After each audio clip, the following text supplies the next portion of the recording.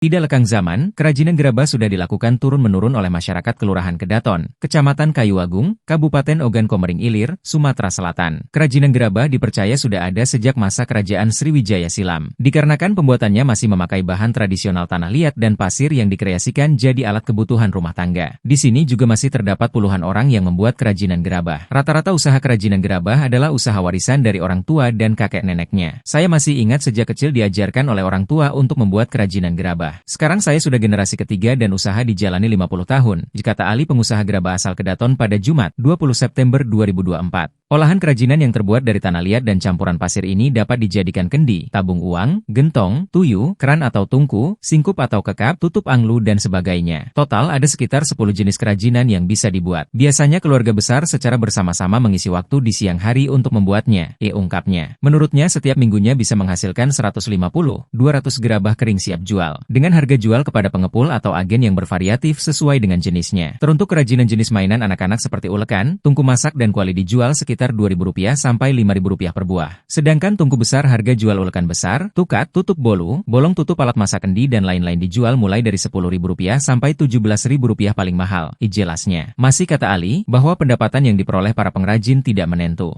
Tergantung cuaca panas, proses penjemuran. Rata-rata per hari membuat sampai 50 buah tutup masak, 10 tungku, karena yang bekerja hanya 4 orang. Maka seminggu dapat sekitar 400 gerabah yang kalau dijual bisa menghasilkan uang antara Rp300 sampai Rp500.000, dipapar Ali. Kalau untuk pembeli langsung datang ke sini, ada dari Kayuagung, Indralaya, Palembang bahkan Bangka Belitung yang membeli dalam jumlah banyak, imbuhnya. Dijelaskan untuk proses pembuatan kerajinan tangan ini cukup panjang, mulai persiapan untuk pembelian tanah liat dan pasir. Lalu tanah tersebut dilebarkan di meja dan ditaburi dengan pasir di atasnya. Setelah itu barulah tanah dan pasir itu ditumpuk sampai merata dan diinjak-injak pakai kaki sampai merata dan proses terakhir yaitu pembentukan berbagai jenis gerabah. Setelah hasilnya jadi, gerabah akan dijemur di bawah terik matahari sekitar 1 minggu tergantung dengan cuaca mengering sampai mengering. Itu turnya. Selanjutnya setelah kering tungku, tutup masak dan jenis lainnya diberi pewarna dan dianginkan, lalu berlanjut ke proses pembakaran dan juga pendinginan. Gerabah-gerabah kemudian masukkan ke tempat pembakaran, sesudah 2-3 hari gerabah kelihatan menguning baru api dipadamkan, ungkapnya. Besar harapan Ali kerajinan gerabah yang sudah turun-temurun dari generasi ke generasi mampu bertahan meskipun tergerus oleh perubahan zaman. Saya tahu semakin banyak orang yang membeli alat masak berbahan plastik dan logam. Tetapi saya bersyukur masih ada saja gerabah yang membeli, karena kelebihan gerabah awet tahan lama dan tidak mudah pecah seperti bahan lainnya, pungkasnya.